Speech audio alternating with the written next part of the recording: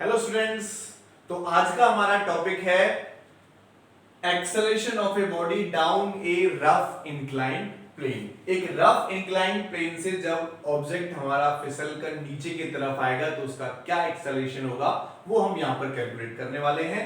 तो ये horizontal surface है, इस पर मैंने एक इंक्लाइंड प्लेन लिया और वहां पर मैंने कंसीडर कर लिया कि मेरे पास एक मास है m। तो आप जानते हैं बच्चों, इसका जो मास है वो नीचे की तरफ, वेट जो है नीचे की तरफ लगेगा mg, और ये mg दो कंपोनेंट में ब्रेक हो जाएगा। कौन कौन सा? एक इधर की तरफ ब्रेक हो जाएगा ऐसे, क्योंकि ये एंगल मेरे पास थीटा बनेगा, तो ये क्या हो जाएगा बच्चों, mg cos थीटा कंपोनेंट, और इसके परपेंडिकुलर इधर कौन सा कंपोनेंट हो जाएगा, mg sin theta component. Yes और नो? और नॉर्मल रिएक्शन की अगर मैं बात करूं तो इसकी जो नॉर्मल रिएक्शन है वो n ऊपर की तरफ हो जाएगी। अब जब ये नीचे की तरफ आएगा फिसल कर, तो जो फ्रिक्शनल फोर्स है वो हमारे पास पीछे की तरफ लगेगा F। ठीक है, वो हमारे पास पीछे की तरफ लगेगा फ्रिक्शनल फोर्स F। नाउ मुझे एक्सेलरेशन निकालना जो भी नीचे की तरफ आएगा, तो मैं इस डायग्राम से देख सकता हूं, फ्रॉम डायग्राम या फ्रॉम फिगर हम देख सकते हैं कि जो n है वो मेरे पास एक तो आ गया mg cos थीटा के equal. Normal reaction equal to क्या हो गया, mg cos थीटा के equal.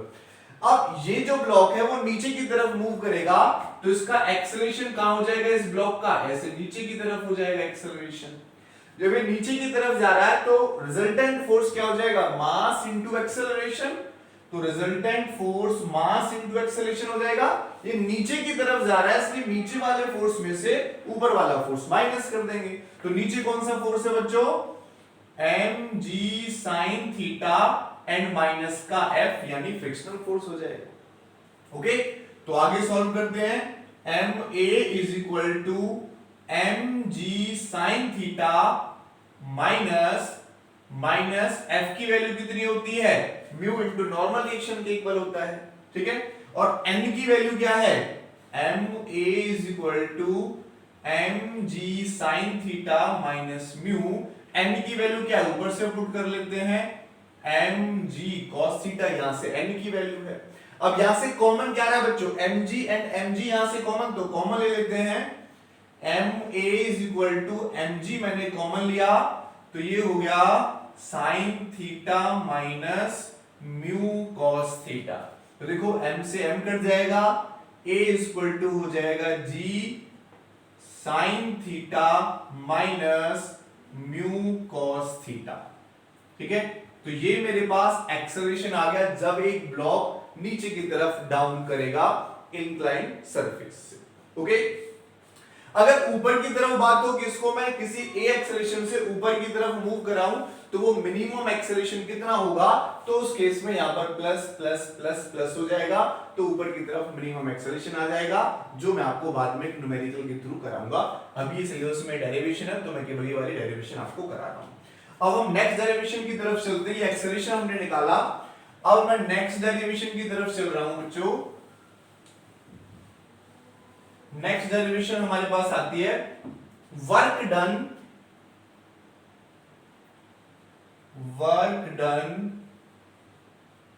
In moving a body up the inclined plane. इस इंक्लाइंड प्लेन पर अगर मैं इस बॉडी को ऊपर की तरफ मूव कराता हूं तो मुझे कितना वर्क करना पड़ेगा। देखो सीधी सी बात है, अगर इस बॉडी को मैं ऊपर की तरफ वर्क कराऊं तो जो फ्रिक्शनल फोर्स की डायरेक्शन है वो पीछे की तरफ हो जाएगी ना भाई। इधर मैं फोर्स लगाऊंगा, अप्लाइड फोर्स मुझे इधर लगाना पड़ेगा इसको मूव कराने के लिए, तो अप्लाइड फोर्स के अपोजिट डायरेक्शन में फ्रिक्शनल फोर्स लगता है, तो mg sin theta plus f क्या हो जाएगा, फोर्स के बराबर। और मैं मिनिमम वर्क की बात कर रहा हूं, अभी किसी एक्सेलरेशन से हम इसको मूव नहीं करा रहे हैं, कि मुझे मिनिमम वर्क कितना करना पड़ेगा कि ब्लॉक को मैं यहां से यहां तक यानी s डिस्टेंस तक मूव करा दूं। तो वो मिनिमम वर्क अगर मैं यहां से निकालूंगा तो वो किसके इक्वल होगा, applied force into displacement s के इक्वल होगा। और यहां से देखो W इज इक्वल टू ये जो F होगा, तो मुझे इस ब्लॉक को मूव कराने में कांस्टेंट वेलोसिटी अगर इसको मैं मूव कराना चाहता हूं तो मुझे मिनिमम फोर्स कितना लगाना पड़ेगा, mg sin theta plus f के इक्वल लगाना पड़ेगा। यही दो फोर्स तो पीछे की तरफ उसको खींच रहे हैं, और इन दो के बराबर या थोड़ा सा भी ज्यादा फोर्स लगा दूं तो ये मूव कर जाएगा और s डिस्टेंस पे हमारा पहुंच जाएगा, अगर मैं कांस्टेंट वेलोसिटी से मूव करा रहा हूं तो इसको। तो क्या होगा बच्चों, f की वैल्यू पुट कर लेते हैं, तो f की जो वैल्यू वो किसके इक्वल, मिनिमम किसके इक्वल होगी, mg sin theta plus f। तो इसको मैं लिख लेता हूं mg sin theta and plus frictional force F into distance. आगे देखते हैं W is equal to mg sin theta plus frictional force किसके इक्वल होता है, म्यू इनटू n के इक्वल होता है, तो म्यू n और इनटू मेरे पास s आ जाएगा यहां से। और देखो W is equals to mg sin theta plus mu, n किसके इक्वल है, नॉर्मल रिएक्शन n किसके इक्वल है, mg cos थीटा के इक्वल है। तो मैं यहां पर पुट कर लूंगा बच्चों mg cos theta into s हो जाएगा। अब यहां से कॉमन क्या आ रहा है, mg कॉमन आ रहा है, तो mg मैंने कॉमन ले लिया और ये हो जाएगा mg sin theta plus mu cos theta into s। तो ये मेरे पास बच्चों मिनिमम अमाउंट ऑफ वर्क हो जाएगा जो मैं इस ऑब्जेक्ट पर अप्लाई करूंगा s डिस्टेंस मूव कराने के लिए। This is the minimum amount of work done. अब क्वेश्चन आ जाता है कि मैं इसको a एक्सेलरेशन से मूव कराना चाहता हूं, किसी a एक्सेलरेशन से मूव कराना चाहता हूं। अब ये नॉर्मल सिंपल मूव कर रहा था, कांस्टेंट वेलोसिटी से मूव कर रहा था। तो अगर मैं इसको a एक्सेलरेशन से मूव कराना चाहता हूं बच्चों, तो ऊपर की तरफ मुझे मास इनटू एक्सेलरेशन यानी एक फोर्स और लगाना पड़ेगा, है ना। अगर मैं इसको एक्सेलरेट कराना चाहता हूं तो मुझे एक फोर्स और लगाना पड़ेगा जो मास इनटू एक्सेलरेशन के इक्वल होगा। अब समझना मेरी बात, ये मैं लेट कर लेता हूं, ये 10 न्यूटन है, ये 10 न्यूटन है, तो ऊपर की तरफ मिनिमम फोर्स जो मुझे मूव कराना पड़ेगा वो F कराना पड़ेगा, जो 10 न्यूटन प्लस 10 न्यूटन के इक्वल हो जाएगा। लेकिन अब मैं चाहता हूं कि किसी a एक्सेलरेशन से मूव करे, तो इसका मतलब मुझे ज्यादा फोर्स अप्लाई करना होगा। अगर मैं चाहता हूं कि ये 5 न्यूटन फोर्स से और मूव करे एक्स्ट्रा, तो मैं क्या करूंगा, 10 प्लस 10 और प्लस 5 यानी 25 लगाऊंगा इस पर मूव कराने के लिए, 25 मुझे लगाना पड़ेगा। तो वो 25 जो है वो 25 में से 20 को तो दोनों कैंसिल आउट कर देंगे, बच्चे 5 ही मास इनटू एक्सेलरेशन के इक्वल होगा और वहां से हम एक्सेलरेशन निकालेंगे।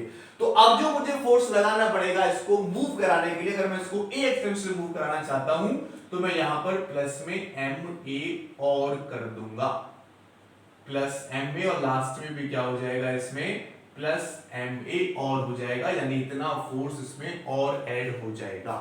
ठीक है, तो ये वाली सिलेबस में नहीं है सीबीएसई में अभी, तो इसको आप हटा भी सकते हो। इससे पहले वाला सिलेबस में अगर पेपर में आएगा तो ये इस टाइप से आएगा, इस टाइप से क्वेश्चन बनते हैं, न्यूमेरिकल बनते हैं, जिसमें मास इनटू एक्सेलरेशन हमें लगाना पड़ता है। तो आप ये याद रख सकते हैं, अगर किसी एक्स्ट्रा फोर्स से मूव कराना चाहे तब मेरे पास ये मास इनटू एक्सेलरेशन ऐड होगा। मिनिमम की बात आती है, मिनिमम वर्क डन, तो हमारे पास यही डेरिवेशन होगा। ओके, चलो अब इस पर हम न्यूमेरिकल कर लेते हैं, न्यूमेरिकल देख लेते हैं इस पर।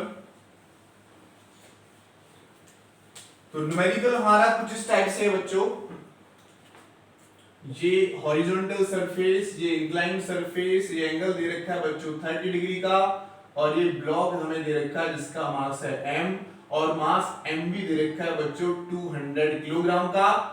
ये रफ सरफेस की बात हो रही है, तो इनके बीच का जो कोफिशिएंट ऑफ फ्रिक्शन है म्यू, वो दे रखा है 1/√3। कितना दे रखा है, 1/√3। अब जो क्वेश्चन है उसको डिस्कस कर लेते हैं कि क्वेश्चन में हमसे क्या पूछ रहा है बच्चों।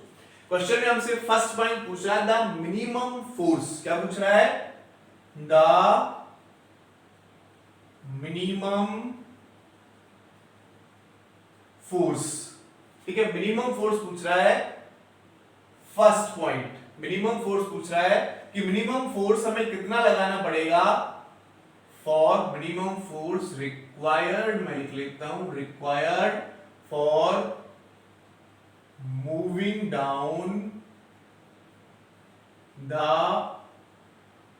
ब्लॉक। इस ब्लॉक को नीचे करने में, नीचे मूव कराने में कितना फोर्स लगाना पड़ेगा, and second for moving up moving up, ऊपर की तरफ अप द ब्लॉक, और ब्लॉक को ऊपर की तरफ मूव कराऊं तो कितना लगाना पड़ेगा। ठीक है, तो इसका आंसर देखते हैं। पहला पॉइंट मैं इसका लेकर चल रहा हूं आंसर में, for moving down the block, यानी इसको मूव कराने में कितना लगाना पड़ेगा। देखो अगर इसको मैं फ्रीली हैंड छोड़ देता हूं तो फ्रीली हैंड में अभी हमने देखा कि नीचे की तरफ इसका वेट लगेगा बच्चों mg, और इसके परपेंडिकुलर हो जाएगा mg cos थीटा, और इधर मेरे पास आ जाएगा बच्चों mg sin थीटा। और अगर नीचे मैंने इसको फ्रीली छोड़ दिया तो अपने वेट के कंपोनेंट की वजह से नीचे की तरफ आने की कोशिश करेगा, और ऊपर अगर जाएगा तो क्या चाहिए, फ्रिक्शनल फोर्स, सॉरी नीचे की तरफ आएगा तो उसको उसका अपोज कौन करेगा, फ्रिक्शन फोर्स अपोज करेगा। तो मुझे मिनिमम फोर्स कितना लगाना पड़ेगा, अगर ये फोर्स मेरा फ्रिक्शन फोर्स से कम, जितना कम रह जाएगा उतना ही मैं ज्यादा लगा दूंगा। तो पहले मैं इसको कैलकुलेट कर लेता हूं, फिर मैं इसको कैलकुलेट कर लेता हूं, है ना। तो पहले मैं mg sin थीटा को कैलकुलेट करता हूं और इसकी वैल्यू लिखता हूं, और ये हमें पता है कि नॉर्मल जो रिएक्शन है वो ऊपर की तरफ हमारे पास लग जाएगी m।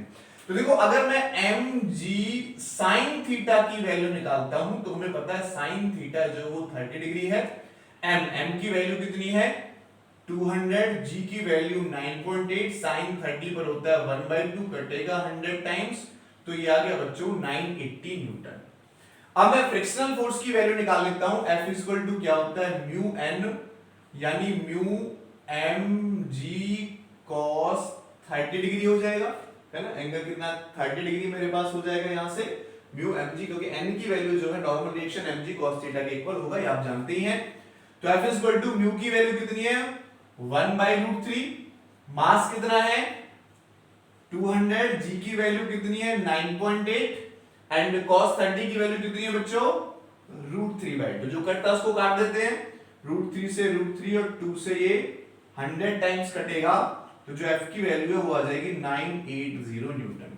अब देखो जब हमने इसको फ्रीली छोड़ा 9.8 न्यूटन तो लग रहा है नीचे की तरफ, 980 न्यूटन लग रहा है नीचे की तरफ, और 980 न्यूटन ही लग रहा है ऊपर की तरफ।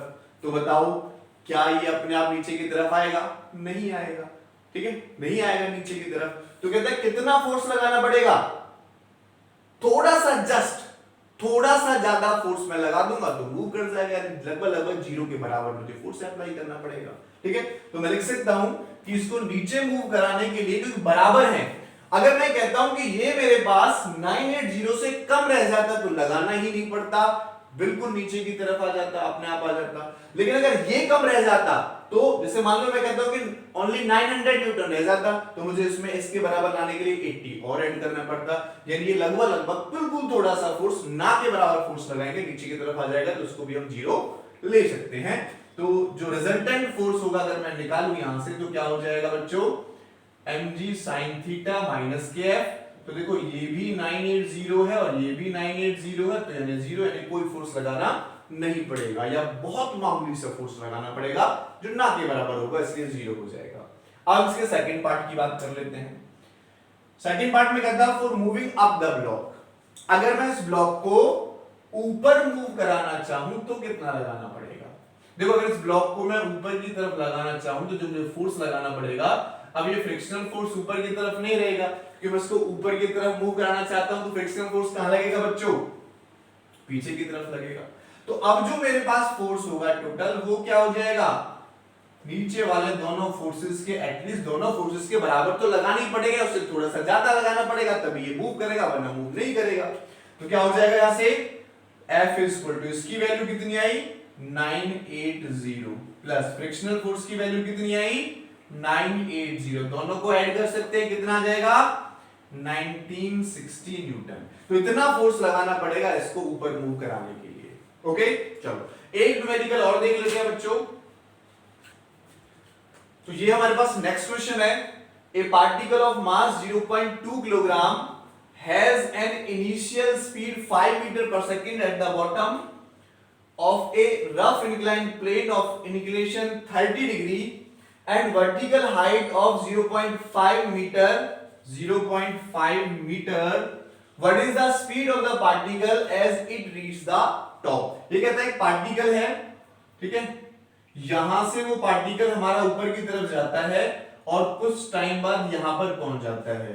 तो इस वाले पॉइंट पर इसकी इनिशियल स्पीड दे रखी है 5 मीटर पर सेकेंड। हमें निकालना है कि यहां पर इसकी स्पीड कितनी होगी, यानी वेलोसिटी कितनी होगी, वो हमें यहां से फाइंड आउट करनी है। देखो अगर मैं इसी डिस्टेंस निकाल लेता हूं, एसी जो इजीली कैलकुलेट कर सकता हूं यहां से, एंड एक्सेलरेशन निकाल लेता हूं, तो मैं v square minus u square equal to 2s लगा सकता हूं। तो मुझे अभी चाहिए AC, तो मैंने इसी ट्रायंगल का यूज किया बच्चों, फ्रॉम ट्रायंगल ABC, और यहां से निकाला मैंने sin 30 डिग्री। तो sin 30 जब निकालूंगा तो क्या हो जाएगा बच्चों, परपेंडिकुलर अपॉन हाइपोटेन्यूज, यानी h कितना है 0.5 और हाइपोटेन्यूज कितना है मेरे पास AC, है ना, h कितना 0.5 और हाइट कितना AC। तो ये मैंने यहां से लगा लिया। sin 30 की वैल्यू कितनी होती है 1/2 0.5/AC, क्रॉस मल्टीप्लिकेशन करेंगे तो AC की वैल्यू आ गई बच्चों 1 मीटर, यानी मुझे यहां से यहां तक का डिस्टेंस मिल गया 1 मीटर। अब मुझे एक्सेलरेशन और चाहिए, फिर मैं v square minus u square equal to as निकाल सकता हूं। अब देखो ये ऊपर की तरफ जा रहा है, जब मैंने आपको अभी एक्सेलरेशन पढ़ाया था तो ऊपर की तरफ जाने के लिए ये ब्लॉक यहां पर था, वही कॉन्सेप्ट लगेगा पूरा का पूरा, mg इधर, mg cos थीटा इधर, mg sin थीटा इधर। तो एक्सेलरेशन निकालने का एक डायरेक्ट फॉर्मूला भी आया था कि a equal to mg sin theta minus mu cos theta, sorry g बाहर था, g into sine theta minus mu cos theta, जब वो नीचे की तरफ आ रहा था, लेकिन कहां जा रहा है ऊपर की तरफ जा रहा है, तो एक फ्रिक्शनल फोर्स पीछे की तरफ लगेगा, इसलिए क्या हो जाएगा ऐड हो जाएगा। तो यहां से मैं एक्सेलरेशन निकाल सकता हूं, निकालते हैं। देखो g की वैल्यू कितनी है 10, साइन कितना होगा इसकी जगह 30 होगा, साइन 30 पे कितना होता है 1/2 प्लस म्यू की वैल्यू कितनी है √3, सॉरी म्यू की वैल्यू गिवन है 1/√3, और यहां पर cos 30 की वैल्यू कितनी होगी √3/2। तो √3 से √3 कटेगा, ये 1/2 1/2 1 होगा, 1 की मल्टीप्लिकेशन इसके साथ करेंगे तो 10 मीटर पर सेकंड स्क्वायर आ जाएगा, जो इस पे एक्सेलरेशन लगेगा। ओके, नाउ अब मुझे क्या चाहिए, वेलोसिटी चाहिए, तो मैं इक्वेशन लगा देता हूं v square minus u square equal to 2s। तो v मुझे निकालना है, u कितना दे रखा है बच्चों 5, तो क्या हो जाएगा 5 का स्क्वायर, 2 इंटू एक्सेलरेशन कितना है 10, ऊपर की तरफ जा रहा है तो वेलोसिटी रिड्यूस होगी, सीधी सी बात है, तो क्या लेंगे इसको माइनस का 10 लेंगे, और s कितना है यहां से यहां तक का डिस्टेंस कितना है 1 मीटर, तो मैंने 1 पुट कर दिया। तो यहां से देखो v square is equal to ये हो जाएगा माइनस का 20, ये इधर जाएगा तो 5 इंटू 5 25, तो यहां से v square is equal to 5 आया, और अगर मैं यहां से v की वैल्यू निकालूं तो √5 मीटर पर सेकंड मेरा आंसर आ जाएगा।